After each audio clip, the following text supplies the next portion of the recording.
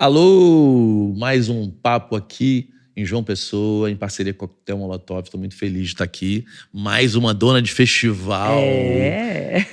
Pô, Ana, prazer ter você aqui, viu? É um prazer estar aqui. A gente já está devendo esse papo há um tempo. Já tá. A última vez foi lá em Manchester. Lembra quando a gente estava Lembro. naquela comitiva? Foi muito bacana aquilo, Foi massa, né? aquilo ali. Foi muito Eu massa. gostei muito, adorei aquela cidade. Aliás, quando você estiver no Rio, a gente pode marcar um episódio mais longo. Olha. Porque aí a gente vai falar da tua vida até aqui. Eu vou focar no festival, porque a gente não tem muito tempo. O que você acha? Acho ótimo, vamos no festival. Me conta um pouco como que Já vim até de camisa. Nasce. O Festival do Sol, ele nasceu como uma festa do nosso selo. Na verdade, o do Sol é um combo cultural, né? É um combo que tudo começou porque eu e Foca, que é meu sócio, a gente queria tocar, a gente queria ser músico, viver de música, ter banda e tocar. E o Festival do Sol, ele vai para a 22ª edição. Então, há mais de 20 anos atrás, a gente vivia numa cidade que não tinha nenhuma possibilidade da gente conseguir viver de uma música que era uma música autoral, que não era axé, não era forró, não era MPB. Então, a gente não tinha lugar para tocar, não tinha estúdio para gravar, nem para ensaiar. Então, a gente começou a criar isso.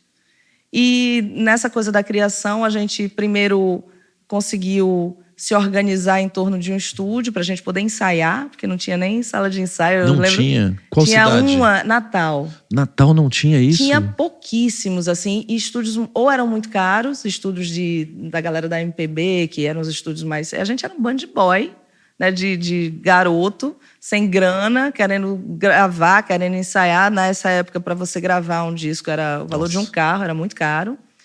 Então, a gente decidiu que a gente precisava começar do começo, fomentar isso. É engraçado que hoje parece uma coisa bem organizada, mas a gente foi fazendo de acordo com a demanda, do que a gente precisava. Primeiro, a gente criou um estúdio, o Estúdio do Sol, que a gente podia ensaiar e tal. Depois, esse estúdio virou um estúdio de gravação, onde a gente conseguia gravar as nossas coisas.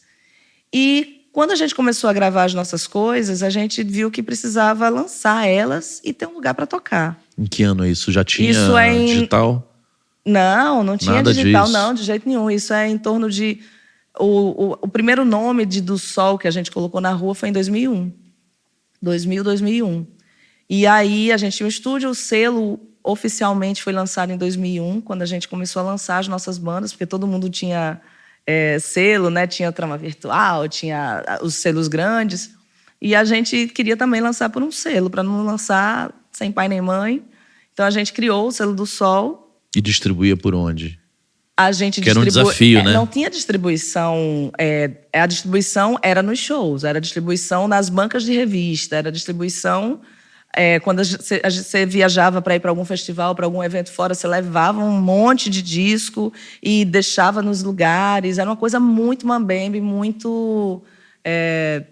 como é que eu vou dizer? Era uma guerrilha, né? Era uma guerrilha. Uma guerrilha... como é que eu vou dizer? Uma guerrilha presencial. Você tinha que ir no lugar. Eu lembro quando a gente lançou o primeiro disco da gente pelo selo, que foi de uma banda que a gente tinha, eu e Foca, chamada Oficina. Graças a essa banda, que era uma banda que tocava músicas de outras pessoas, mas também tocava... A gente lançou 3 discos autorais. Foi essa banda que deu a grana para a gente poder criar o estúdio, para a gente poder começar a movimentar.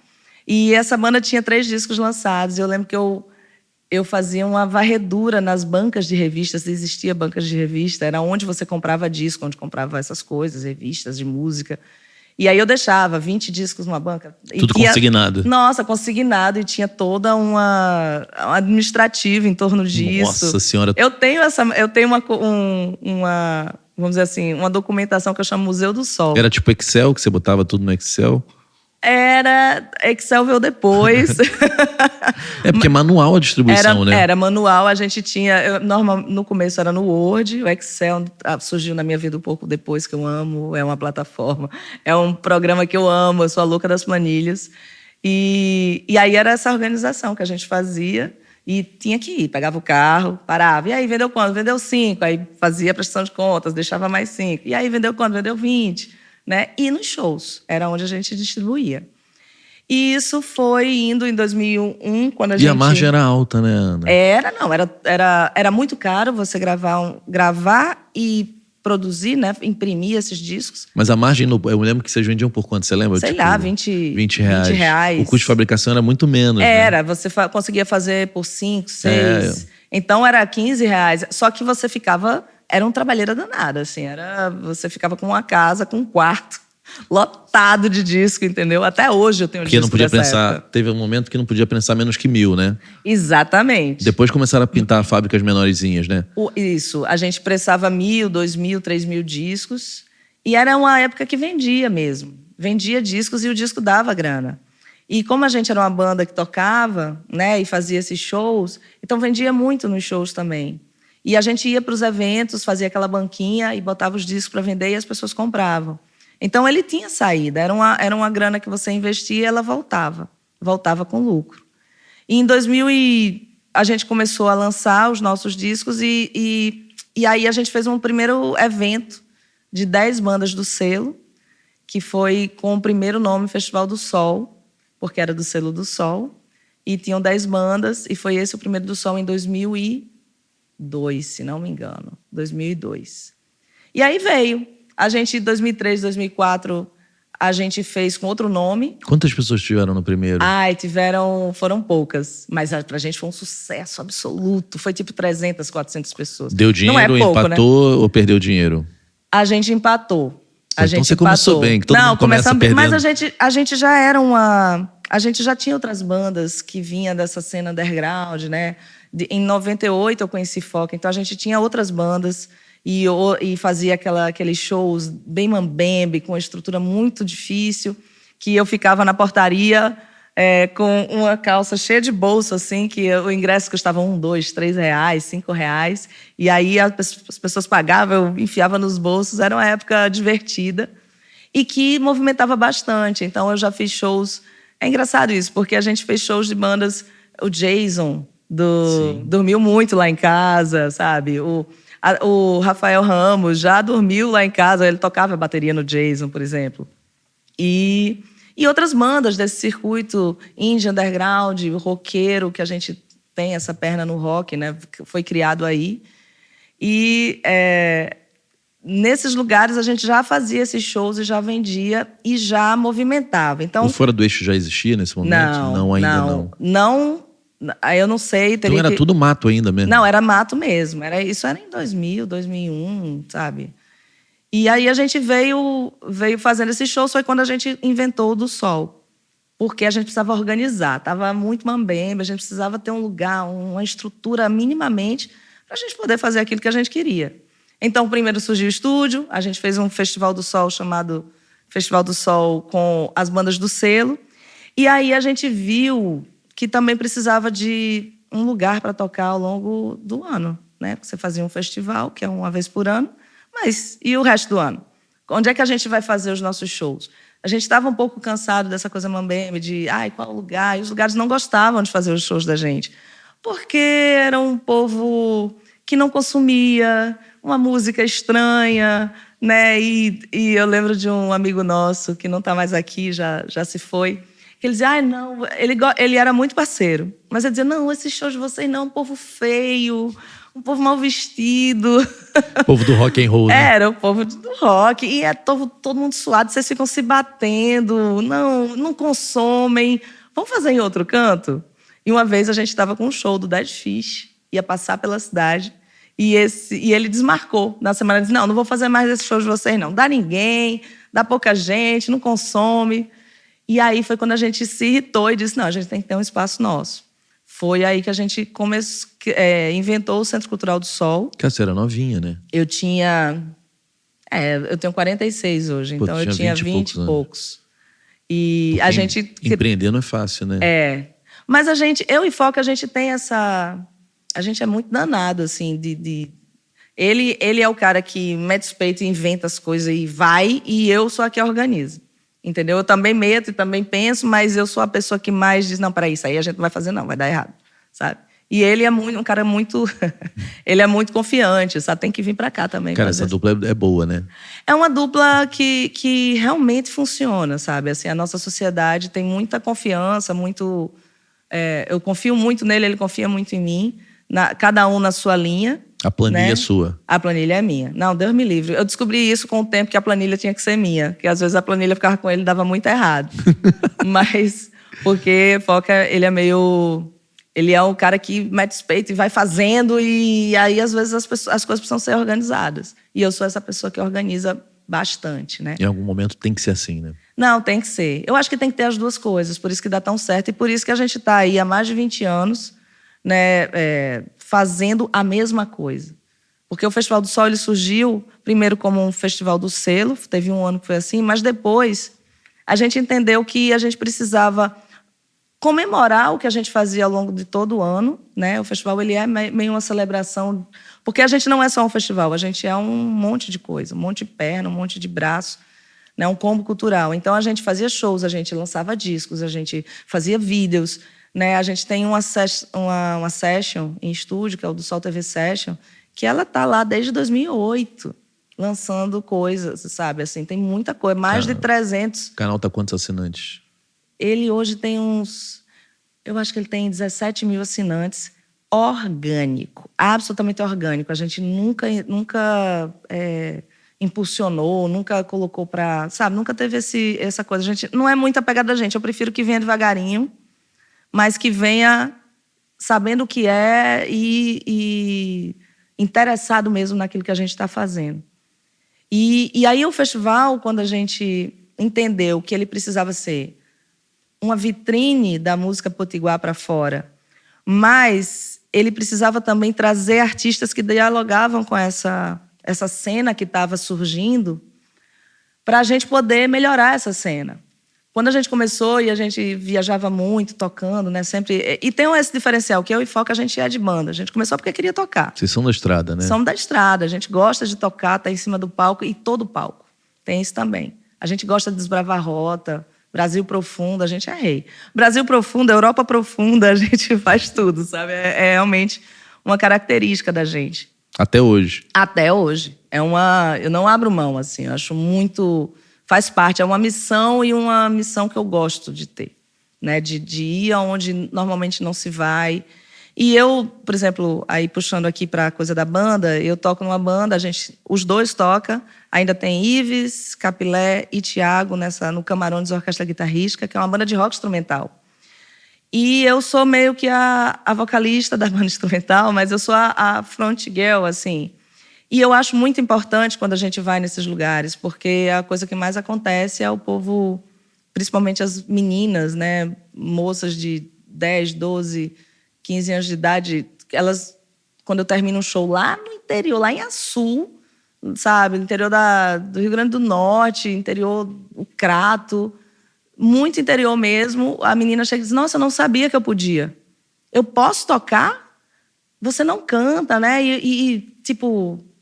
Eu posso estar aí nesse lugar, então eu acho que é muito massa quando isso acontece. E isso acontece muito quando a gente vai nesses lugares. Quanto mais interior, menos mulheres têm à frente desses espaços, sabe? Então eu acho bacana aí mesmo para mostrar que é possível. Que é possível. Né? Parece uma coisa muito... mas todo mundo sabe. Não sabe, sabe? As pessoas precisam ver, principalmente as mulheres que estão nesses lugares, elas precisam ver que é possível. E elas vêm no show, numa atividade, numa coisa assim. E que novas bandas apareçam também, né? É.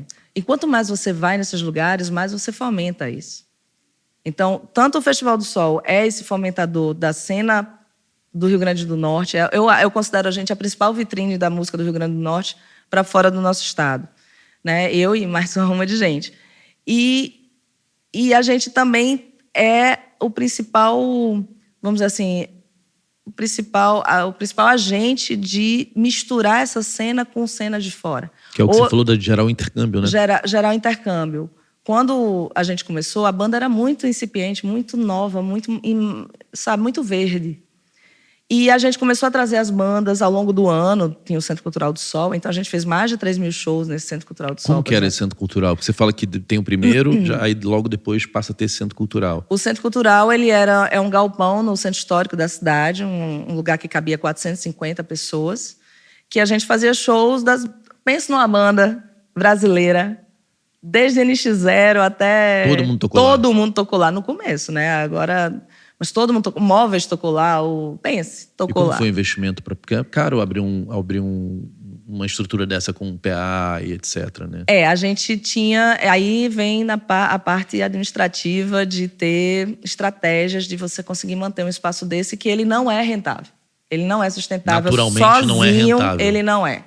Porque você precisa pagar um aluguel, você precisa pagar um som, precisa pagar as bandas e a equipe. Você preferiu alugar o som do que comprar? A gente alugava. A gente fez um acordo com o som para pagar por mês. Assim, tinha um mínimo que a gente sempre abria 5 vezes, 6 vezes no mês, assim, pelo menos uma vez por semana. Mas às vezes tinha 2 vezes no mesmo dia. Tinha umas coisas assim que a gente fazia para viabilizar. E o aluguel do espaço a gente inseria em alguma rúbrica do festival, porque o festival é que conseguia patrocínio. Então, eu alugava o espaço para poder realizar o Centro Cultural do Sol. Ele era um dos palcos do Festival do Sol. Então, a gente conseguia bancar pelo menos uma parte do ano com esse aluguel, com o festival, com a rubrica do festival. E equipes ia ser... A gente trabalhou muito. É uma saudade que eu não tenho, sabe? Botar bebida para gelar e comprar o gelo. Porque o bar era seu, né? Eu fiz muito. Eu e Foca, a gente fez muito isso. Mas muito, assim. Mas dava para ganhar dinheiro, assim, sendo um palco da cidade, como casa de show? Tinha shows que eram rentáveis, tinha shows que não eram. Mas a gente acreditava que os 2 shows precisavam acontecer. Então, como é que você faz sabendo que um ganha e o outro perde, você perde dinheiro do que você ganha? A gente entendeu que o do Sol ele não podia ser um festival ou um Centro Cultural do Sol, ele tinha que ser tudo. Ou seja, estúdio, meio centro cultural, estúdio, festival. Centro Cultural, o festival, os vídeos que a gente fazia, as turnês que a gente fazia, porque isso é que deu a sustentabilidade da gente estar há mais de 20 anos. O Combo ele tem 23 anos de trabalho ininterrupto, sabe? Sólido. Eu acho que a gente é um dos combos culturais que trabalha com música independente mais sólidos do Brasil. Assim. Eu tenho que pensar quem é que está fazendo a mesma coisa desde sempre, há tanto tempo. Quem está com uma ideia muito... Ideia não, já está em prática, que é a Thalita junto com a Marina Sena, né? Da Casa da Música Brasileira. Pois é. Cara, eu achei essa menina genial. Genial. Pois é, assim. Legal essas iniciativas, ainda mais vindo de pessoas que já têm uma estrutura, sabe? Já têm uma visibilidade massa. Só que eu acho que a gente, às vezes, esquece da base, que é uma coisa que é muito focada no do Sol Combo. Do né? propósito inicial de tudo. A gente tem que fortalecer a base. Não existe lá em cima se você não fortalecer a base. Essa pirâmide, ela cai, esse prédio ele vai ruir. Então, é uma coisa que a gente não abre mão, sabe? Assim, de ter a base muito sólida e sempre estar fomentando. Em 2011, dentro das comemorações dos 10 anos do Combo Cultural do Sol, a gente oficializou uma coisa que a gente já fazia, que é a Incubadora do Sol. Que a gente lança artistas sempre, ao longo de todo o ano, durante todo esse tempo. E com a incubadora, assim, oficialmente a incubadora, a gente lança esses artistas normalmente na época do Festival do Sol, já para trazer essa visibilidade. Então, teve anos que a gente lançou 30 artistas, sabe? 30 ou EP, ou singles, ou fortaleceu algum empreendimento criativo desse. E no digital o risco é muito menor? Porque não tem agora é mais fácil, exatamente. inclusive. Naquela época, para quem não sabe, Pena Schmidt tinha selo, cara. Era assim, exato, Pena, querida. Eu perguntei para ele como era ter selo nessa época, né? Porque, cara, era um negócio, uma aventura. Era uma aventura e que custava dinheiro, assim, era uma aventura cara. Que ele ainda faz de um vinil, aquela época quando ele lança Banda Bell, ali, aquela época era vinil, cara. Vinil eu só consegui fazer de um disco do Camarões até hoje, porque realmente é um custo muito alto. E teve uma época que a gente nem tinha fábrica, né? Agora que voltou, assim, agora de uns anos pra cá, mas teve uma época que a gente nem conseguia fazer. Tinha que mandar pra fora o rolê da molesta pra conseguir. Tinha gente que trazia em mala de viagem, caramba, aquilo dava né? um trabalho danado. Esse festival, ele vai nascendo, como que foi o crescimento? Porque eu acho que o mais difícil é crescer sem perder a essência, né? É a nossa briga. Assim, a gente fica segura ali. É difícil, né? E também é difícil, porque tem uma pressão que as pessoas... Eu acho uma onda isso. As pessoas acham que só tem valor se for mega blaster, imenso, tem que ser o maior. Eu odeio esse negócio. A gente tá combinando, eu e Foca, da gente fazer o menor festival do mundo, não o do Sol, um novo, o menor festival do mundo, que acontece só na nossa sede, agora que cabe 60 pessoas. Porque eu não acho que tamanho tamanho não é documento, assim, tamanho de quantidade absurda de público e que tem que ter uma estrutura com palcos mirabolantes. A gente nunca foi dessa pegada. Qual for a sequência de crescimento? Assim, começa pequenininho para 300 pessoas. Foi engraçado isso, porque a gente começou pequenininho para 300 pessoas, mas aí a gente sentiu a pressão de fazer um evento impactante, grande para a cidade, até porque a gente tinha o MADA, né, que é um festival que tem um pouco mais de tempo que a gente. Acho que o MADA tem 25 anos. Importantíssimo, né? Também cumpre lá muito bem a sua função. O MADA já é um festival mainstream, já é um festival consolidado, que tem essa pegada de grandes artistas, né? De os line-ups do MADA. Eu acho que esse ano... Não vou dar spoiler, vai que ele ainda não anunciou, vou ficar quieto. Mas, assim, artistas realmente bem grandes, muito caros e tal. Então, a gente precisava, para começar, a gente precisava ter uma estrutura minimamente semelhante ali, que impactava. Então, a gente fez 2 anos com palcão, na rua, e foi muito legal. A gente teve devotos, eu lembro que teve... gente, eu sou péssima, Mombojó, eu sou péssima dos nomes das bandas.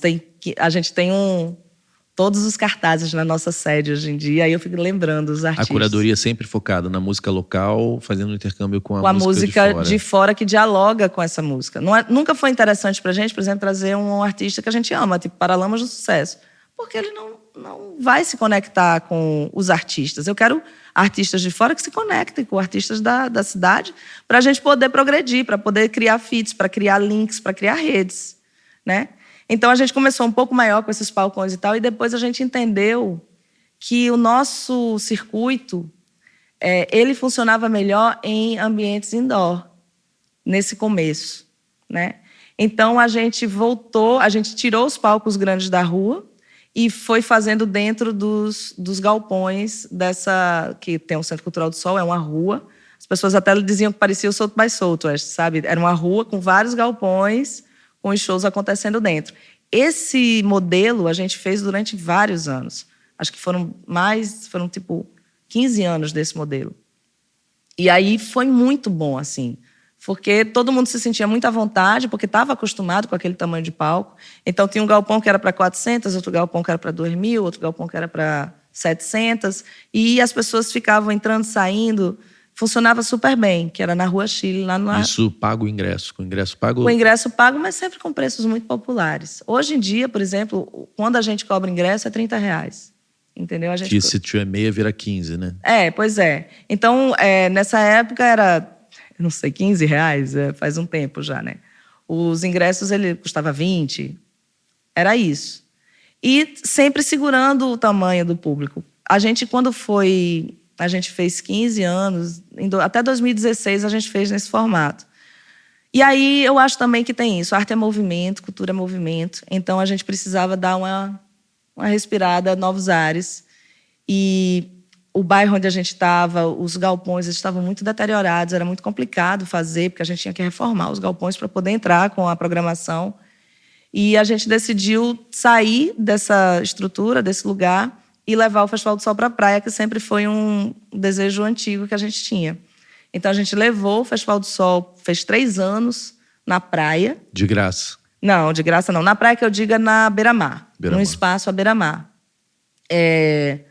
E, assim, foram 3 anos Foi um deleite, assim, porque a praia conecta muito bem com o do Sol, assim como o Centro Histórico. As pessoas disseram, vai virar Playboy, Festival Playboy, porque vai pra praia, os lugares onde a gente fazia, tinha essas festas, casamentos e tal. Mas não, a gente foi lá e imprimiu a nossa identidade.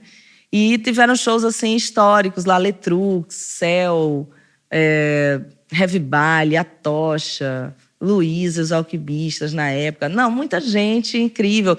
A gente fez muitos artistas a gente sempre faz. Artistas de todo o Brasil e de fora também. Então, teve muita coisa. A gente é um festival que, como é muito difícil colocar ele no ar, é muito caro tudo, a gente tende, e tem poucos palcos disponíveis, né, com tanta visibilidade, a gente faz o maior número de bandas que a gente consegue, bota o maior número de palcos que a gente consegue. Então, as edições do Sol sempre tem 3, 4, 5 palcos e... Qual é o tamanho de um espaço desse na 30 Beira-Mar para caber tudo isso? Esse era um espaço que cabia entre 4 e 5 mil pessoas. É um lugar grande. Era um então. lugar grande. E a gente tinha 3 palcos, 4 palcos, né? E aí as pessoas ficavam circulando entre eles.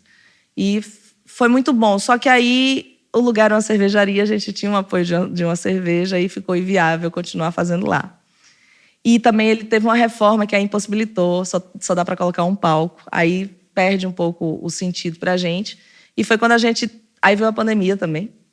E a gente disse, vamos voltar para as nossas origens. E a gente voltou para o Centro Histórico, ocupando esse Centro Histórico, ocupando aparelhos culturais importantes da cidade, como Pinacoteca, Secretaria, a Fundação de Cultura do Estado, do município, né? Ocupando mesmo esse Centro Histórico. A gente viu que precisava disso. E foram anos assim muito legais. Teve um ano que a gente fez na Arena das Dunas, que foi o ano de volta mesmo. A gente queria fazer uma coisa mais diferentona, mas eu não gostei. Eu não gostei de ter ido para estádio. Não funcionou. Eu estava dentro, todo mundo... É super confortável, né? Você fazer no estádio, tem aqueles banheiros maravilhosos, tem rampa para tudo, é tudo lisinho, mas é um cimento, sabe? É uma coisa... sei lá, cinza, e não dialogava com a gente. Foi lindo, foi maravilhoso, tivemos shows incríveis e espetaculares, como Cátia de França, João Donato, Pato Fu, foi lindo. Mas a gente conversou e disse, não, Foca, a gente não vai voltar para lá, não. Quantas pessoas couberam nesse? É isso, a gente não passa por dia de 3, 4, 5 mil pessoas por dia. Então, essa ambição de se transformar no festival para 100 mil... Não, jamais, não quero, Deus me livre. Eu não quero passar de 5 mil pessoas por dia, nunca. Quando a gente fez um dia na praia, a gente esgotou os ingressos e chegou a esse número, né? Chegou a 5 mil pessoas num dia. E aí eu vi que não é interessante, porque vem um povo que não entende o que você está fazendo ali, sabe? Porque vem um público que pode até ser angariado para essa nova cena, mas normalmente eles ficam muito away, e eu acho que contamina um pouco o ambiente, assim. Mas contamina mesmo. Entendeu? Tem uma galera ali que tá tirando onda de uma banda porque não entende, sabe? Eu toco o Zifirina Bomba, que para mim é um dos grandes reis da música nordestina, que tá aí de volta. A gente acabou de lançar um novo disco deles, o Selo do Sol, e a galera não entende aquilo, porque eles estão acostumados a outro tipo de rolê, e de repente ser impactado por uma coisa daquela... E o que vocês têm de mais lindo, eu não fui no teu festival, mas imagino que seja como vários que eu fui. Vamos organizar isso. É um ouvido aberto ao novo, né? Você vai no Coma, tem isso. Todos os festivais têm isso, né? Sim. É um público muito interessante, porque pro artista novo, o Rodé, ele tá ali para ver o Letrux, mas tá para ver o novo também. Porque o Letrux também já foi o novo, já, né? Exato. Essa cena toda já foi, a Marina Sena já foi a nova. A Marina Sena esteve no Do Sol com o Rosa Neon, tipo, 2, 3 anos antes dela explodir. Inclusive, a Marina Sena, como Marina Sena, foi engraçado isso. A gente... Foca é um cara que ele tem uma visão boa, sabe? De artistas que vão conseguir ampliar, né? Sair da bolha, talvez. Aí ele disse... Era 2020... Era pós-pandemia, a gente estava voltando para fazer o festival. E aí ele disse assim, vamos chamar esse trabalho novo da Marina Sena? Eu digo, é a do... Porque eu adorava o Rosa Neon. A do Rosa Neon bora. Ah, mas você acha que as pessoas vão conhecer? Não, mas a gente faz. Eu digo, tá bom, vamos fazer, legal. Só que aí veio a pandemia e a gente não conseguiu fazer na data que a gente estava programado, que era no final do ano de 2021. Que estava voltando, mas não voltou. Sim, teve aquela abertura e fechou de novo. E fechou de novo. E aí a gente fez no outro ano, em 2022, eu acho, em maio. Ela estava bombadaça, assim. E aí foi complicado, porque a gente segurando, ela estava naquele momento que ela tinha acabado de lançar e estava assim, todo mundo... Marina Sena, inclusive, um público extremamente difícil de Vocês lidar. já tinham pago metade do cachê da Já época? tínhamos pago o cachê, entendeu? Assim, a gente pagou, valeu, Marina Sena, porque a gente pagou um cachê Daquela época. do momento que ela estava ainda surgindo e ela veio bombada. Só que, assim, isso não mudou do ponto de vista da bilheteria, porque a gente não tinha nem espaço para vender mais E nem do que... mais caro também. Só que aí foi difícil lidar, porque o público... É um público que eu fiquei meio até assim, contrariada. É um público que ama e que odeia, né? Que ama, mas adora fazer hate, sabe? E eu sou muito avessa a essa forma agressiva, passiva-agressiva que está melhorando, eu acho. Acho que melhorou. Acho que as pessoas caíram na real, que não é legal você ficar dizendo vai dar ninguém, não sei o quê, tirando onda com o artista. Tinha hate do festival? Assim, Não, né, da cara? Marina. A Marina tinha muito hate, eu não sei por quê. Mesmo? No comecinho ali, sabe? As pessoas ficavam dizendo... Foi engraçado, porque ficavam dizendo assim, não vai dar ninguém nesse festival, Marina Sena, não sei o quê. E aí tava lotado, né? Aí ela tirou onda até no show. Ela disse, gente, não estavam dizendo que não ia dar ninguém, e lotado, sabe? E depois todo mundo querendo tirar foto com ela, fila de 150 pessoas, e o povo histérico por ela, assim... esse tipo de artista, por exemplo, a Marina Sena é um artista que a gente poderia até trazer, mas tem que ter cuidado, assim, porque ela não consegue estar junto com o resto dos outros artistas, entendeu? Ela não consegue estar se misturando mais porque ela está num nível de popularidade que é complicado. Assim, para estar nessa coisa que a gente gosta. Os artistas, quando a gente chama... Eu não tenho, por exemplo, camarins individuais no Festival do Sol. Eu tenho para alguns, muito poucos e rapidamente, assim, para ter um pré-show que se organiza e tal. Mas eu tenho uma área de convivência, onde todos ficam juntos. Que pelo teu propósito é maravilhoso. Porque... Que é conectar pessoas. Conectar pessoas. E isso dá tão certo, sabe? Você bota uma cerveja, bota o povo junto, conecta. Conecta mesmo. Conecta mesmo. Eu aqui, cara, andando ali no Hotel Globo, né? Aquela área... que eu conheci de gente. Porque tá todo mundo ali, de onde você é? Eu acho que as pessoas também vêm com esse propósito um pouco, né? Total. E artista é artista. Eu fico dizendo assim, o fato de uma pessoa ter muita popularidade não quer dizer que ela é um artista mais importante ou melhor, ou que ela deva ter um tratamento... Veja, tem um tratamento diferenciado pela segurança, pela necessidade técnica que talvez o artista tenha e tal, mas... artista que está começando também você tem que ter esse cuidado, né? Só que tem uma demanda em torno de um artista mais conhecido que você tem que ter um controle ali um pouco mais forte. Tudo bem, eu aceito isso. Mas um artista que... Por exemplo, eu não tenho um artista que diz assim, tem que evacuar toda a área, não pode ter ninguém porque eu vou passar... Eu não gosto disso, sabe? Não cabe no teu festival, Não né? cabe. Até tudo bem, às vezes precisa, mas não no meu festival. Porque eu quero artistas que... aceitem que outros artistas... E você não tá a fim de escalar também, né? Então... Exato. Porque para começar a poder ter todo mundo, você tem que estar num lugar que caiba mais gente para ter mais ticket, né? Pois é. Então, é uma linha de pensamento que a gente vem nesses 20 anos muito fiel. E às vezes é difícil segurar, porque há uma pressão. Traz fulano, traz cicrano, aumenta, não sei o quê. E a gente diz, não, eu quero fazer isso aqui mesmo. É um por ano de 5 mil. Não, é porque assim, o do Sol, ele tem várias datas. Então esses 5 mil acontecem várias vezes no ano. Não, vamos lá. O do Sol acontece em novembro. Tá. E de acordo com a verba que a gente tem de grana, de patrocínio, etc., a gente vai fazendo um fim de semana ou um mês, depende. Quanto mais dinheiro a gente tem, mais show a gente faz. Então, a gente tem... Vou puxar aqui o de 2023, que foi um ano bem massa. A gente fez 3 fins de semana e, na semana, a gente fazia shows na nossa sede cultural, que é um espaço que a gente tem desde 2023, que cabe... É muita coisa, né? O do Sol é um negócio. Quando eu começo a puxar, vai que vai, não volta mais nunca. É um combo cultural mesmo, né? É um combo, né? A gente tem uma sede cultural que, depois do Centro Cultural do Sol, que a gente entregou, a gente, pós-pandemia, decidiu que precisava de um espaço onde tem os nossos escritórios, onde a gente está junto, né? Que trabalhava todo mundo da sua casa. Então, a gente tem esse escritório e, quando a gente criou a sede, a gente disse que tem que ter uma sala pequena para receber artistas que estão em circulação, que não onere o artista, que ele possa vir e levar a bilheteria. entendeu? Que o custo dessa sala não seja significativo para que a gente, sabe, para que o artista não consiga ir, para que a música nova que está circulando também possa vir aqui. Então, pode ser numa terça, pode ser numa quinta, pode ser num domingo, tanto faz. É uma sala que tem uma acústica maravilhosa, é um lugar que não tem nada, é uma luz paradinha, muito bonitinha, gostosinha, um palquinho de 30 centímetros e a plateia. Então, o artista toca aqui, ó. Você é para fã de música, entendeu? Tipo um tranquilo, como, né, assim, quando começou. Mas o tranquilo, ele é acústico. Sim. Lá, não. Você pode... Lá o pau come. Toca de Castelo Branco, que já foi lá, até Paura, Sugarcane, sabe? Até os roqueiros doidos também. Os metal, tem muito metal também que rola, tem uma cena de metal muito forte e tal. Então, tem todo tipo de artista. Agora, artistas autorais, ou que tem um trabalho voltado para essa cena.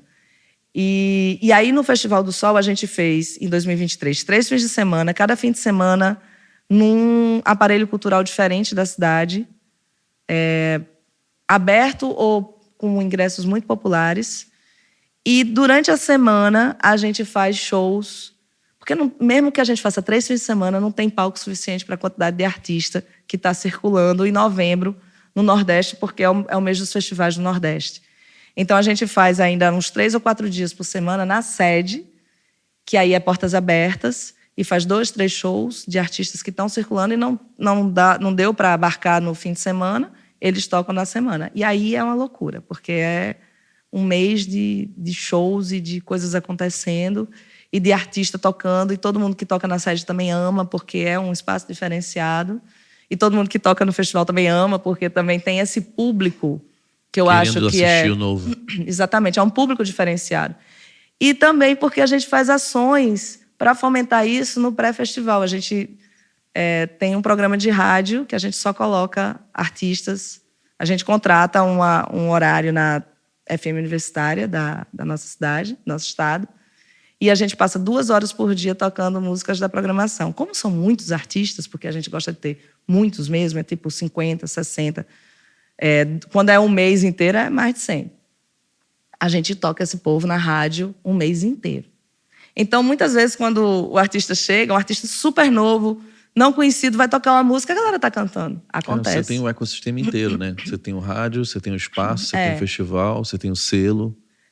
E tem também a documentação, que eu acho que é um dos grandes pilares da gente. É a nossa documentação, que a gente só entendeu a força e a importância dessa documentação histórica da música independente brasileira agora, 20 anos depois. Porque se você for lá em 2008, você vai ver a session que a gente tem do Francisco Elombre, sei lá, no primeiro ano deles. Eles bem novinhos, eles pintavam o rosto, era outra...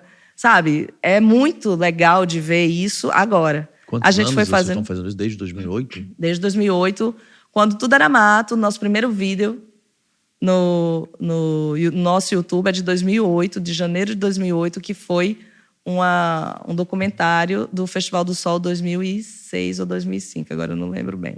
Pô, que maravilha que vocês estão fomentando isso desde essa época. Ainda era aquelas câmeras que tinha fita mini DV. Menina, aquilo dava um trabalho. Não sei se você já trabalhou com ela. Não, eu me lembro que ela existia.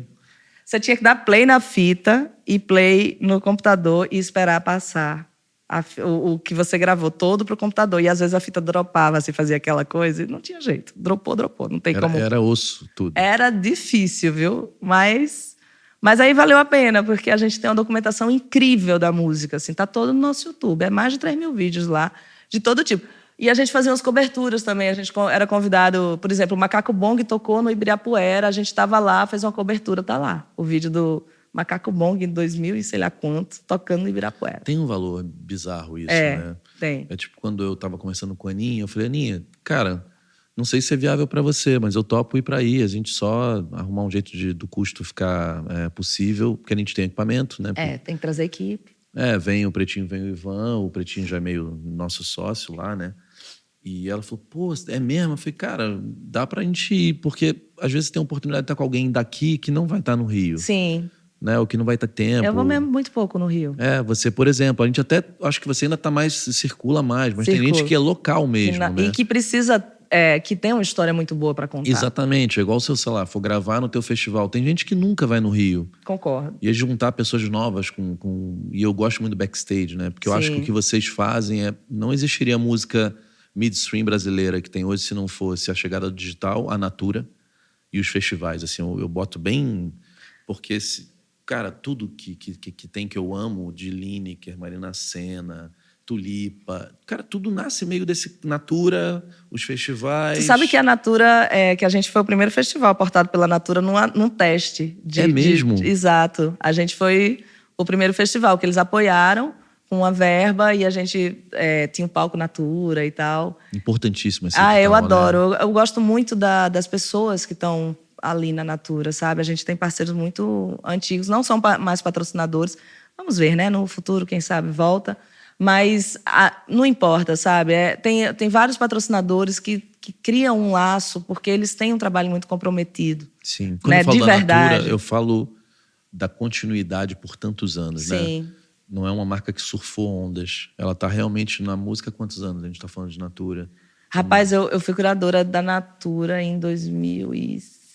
A gente está falando de... Mas ela já existia, né? Já faz um tempo, né? Cara, 2016, é uma construção de uma geração, 2016. Né? De mais de uma geração. E eu não me lembro de outra marca que tenha investido em música autoral, independente, por tanto tempo seguido. Tem algumas que tem, mas não sei se... Não tem problema. Tem problema. Não, tem a Oi Futuro também, que é uma... A Oi Futuro também tem um trabalho... Tem um trabalho muito legal. Mas teve rompante de parar um tempo, voltar... Teve, porque tem as questões internas das empresas que elas mesmas têm dificuldade, né? E eu acho que essa continuidade desses patrocínios, eles vão muito de acordo com as pessoas que estão lá brigando, né? Por esse suporte à cena, por esse suporte à cultura, né? Essas pessoas que estão nesses lugares, que estão há muito tempo, é por isso que continua. E olha o que causou na marca, né? Pois é. Eu não consigo nem lembrar do que era a Natura antes, porque quando eu penso Natura, eu penso música. Sim. E aí você pensa música, é uma música de uma certa sofisticação. Sim. E muito diversa. A gente tem alguns patrocinadores que têm pessoas, como eu estou voltando a falar, que realmente entendem, né? Por exemplo, posso falar? Claro. Tá, por exemplo, a gente tem um patrocínio da Heineken, né? Que às vezes é Devassa, às vezes é Sol, que tá todo mundo... Heineken é outra marca interessantíssima. E aí, olha como é legal isso, porque a gente não é um festival gigante que eu digo de público, né? Ele é gigante de valor, de fomento, de importância naquela localidade, para aquilo, para ser a base, para ter continuidade e tal. Eles entendem isso, eles que falaram isso pra gente, porque você fica naquela, a Heineken patrocina, nem sei, um festival imenso aí, o Rock in Rio, sei lá, Lollapalooza. Mas é no funil de consumo deles, é lugares diferentes com funções diferentes. E aí eles né? disseram, não, mas vocês são um festival muito importante para a marca, porque vocês são um festival de...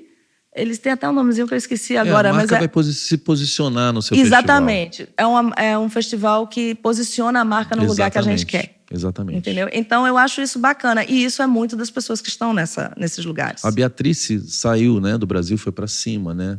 Que a Beatrice cuidava da parte de...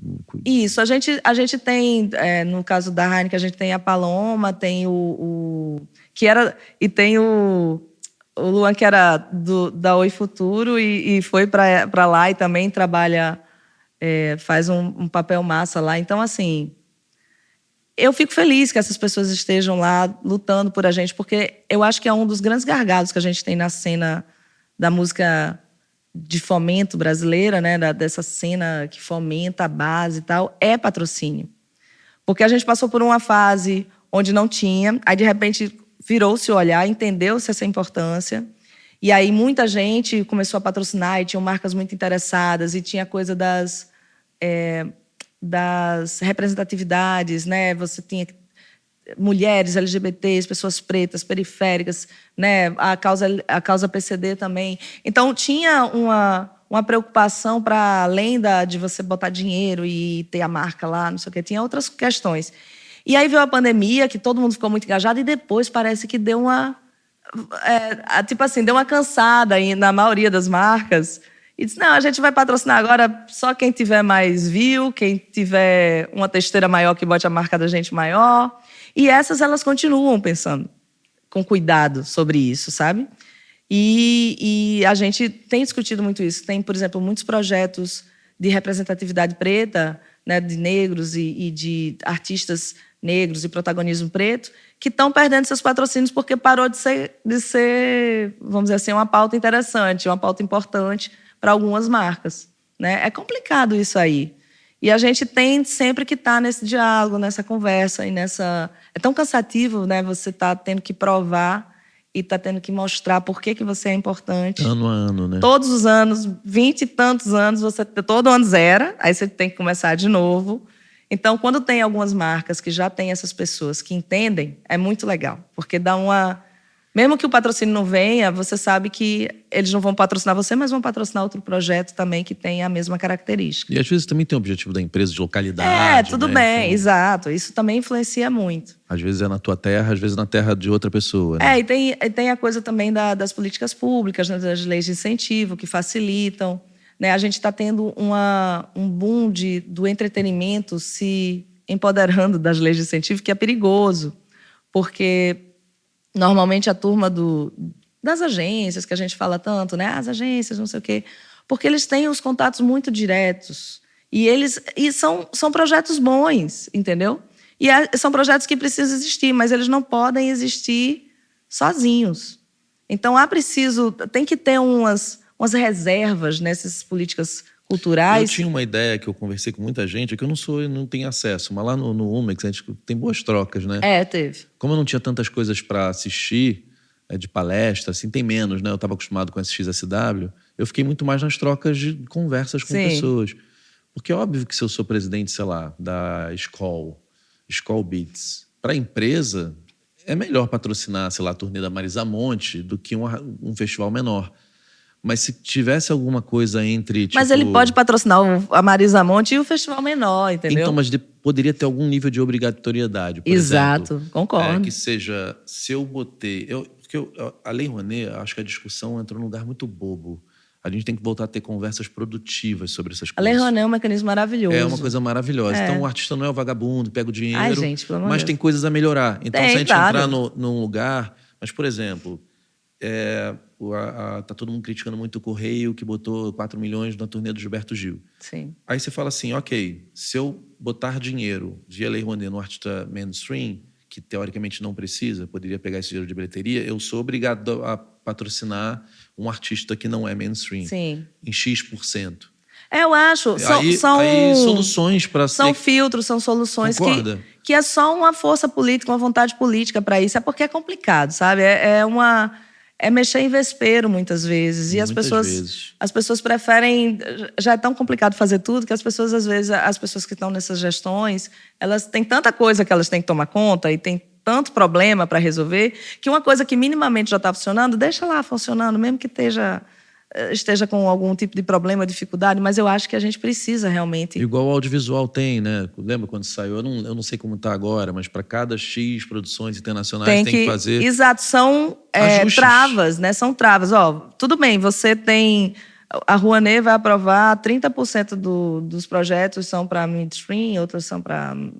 ou então eu sou Heineken, eu apoio o Rock in Rio, se for via lei...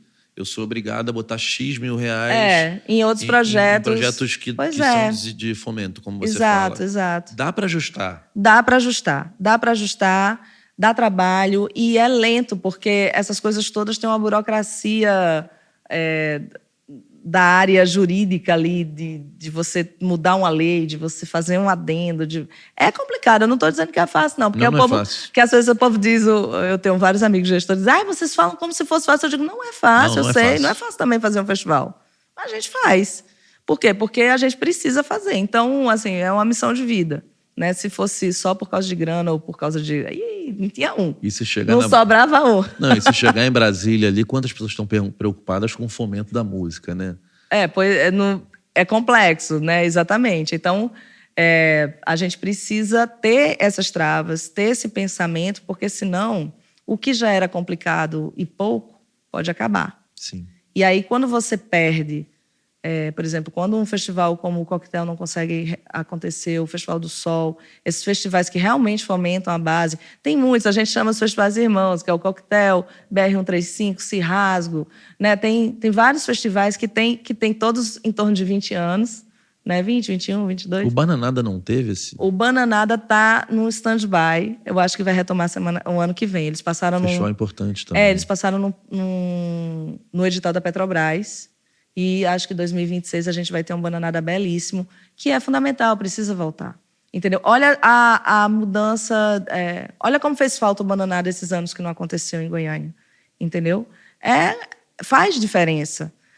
A gente tem o Festival do Sol, que acontece em Natal, e a gente tem o Festival do Sol que vai para o interior, que a gente chama Festival do Sol Interior, que a gente vai em várias cidades do interior do Rio Grande do Norte e tal. Durante uns 4 anos, a gente conseguiu ir todos os anos fazendo esse circuito. Era notório a mudança de um ano para o outro desta cena, entendeu? Quando a gente ia, os novos artistas que surgiam, a melhoria desses artistas dessas cidades, entendeu?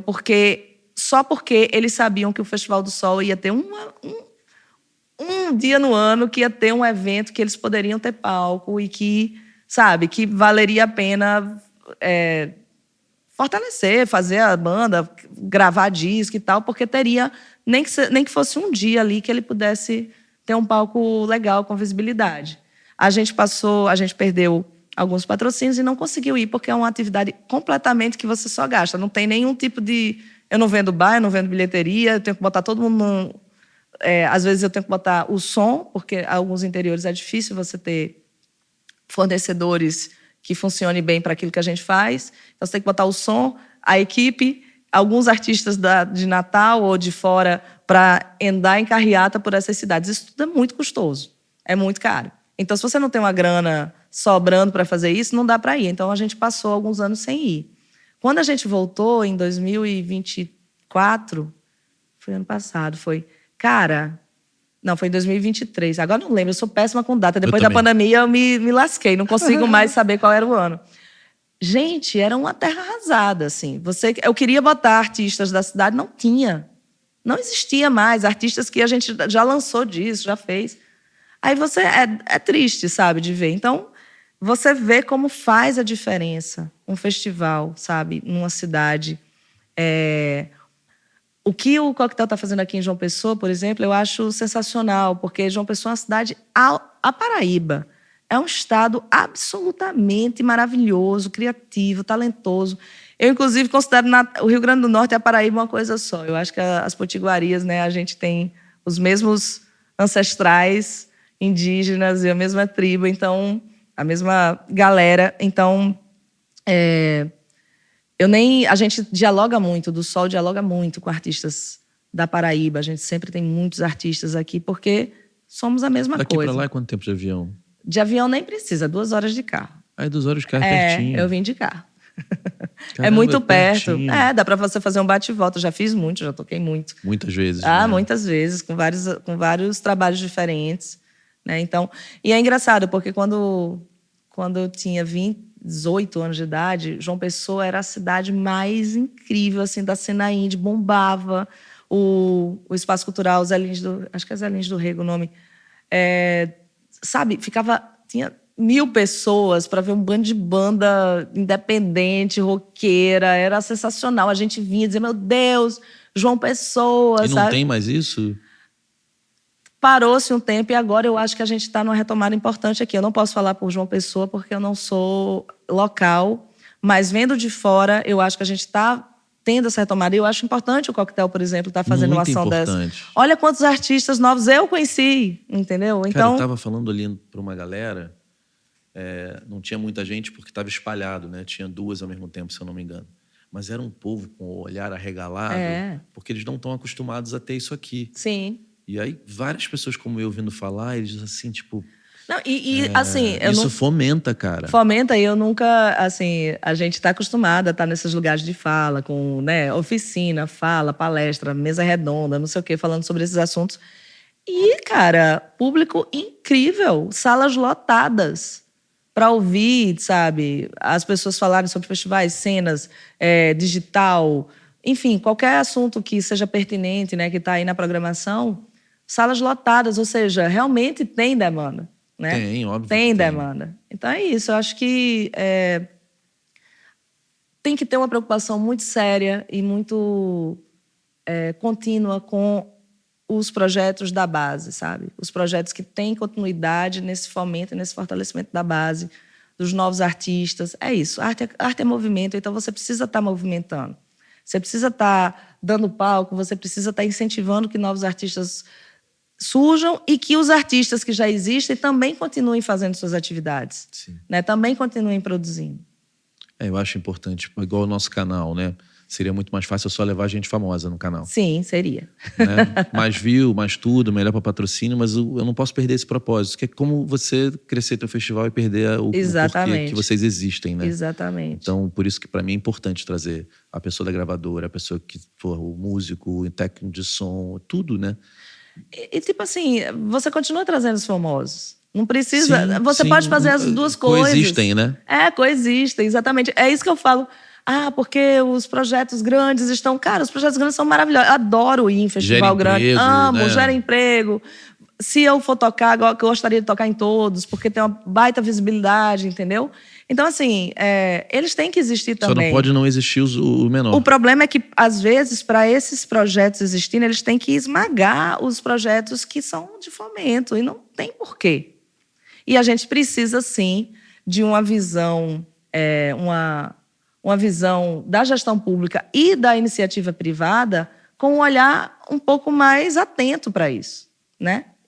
E é esse trabalho que a gente faz, é de estar dizendo, presta atenção, isso aqui também é bom para você, sabe? Como o caso da Heineken, isso aqui posiciona a marca, eles sabem, entendeu?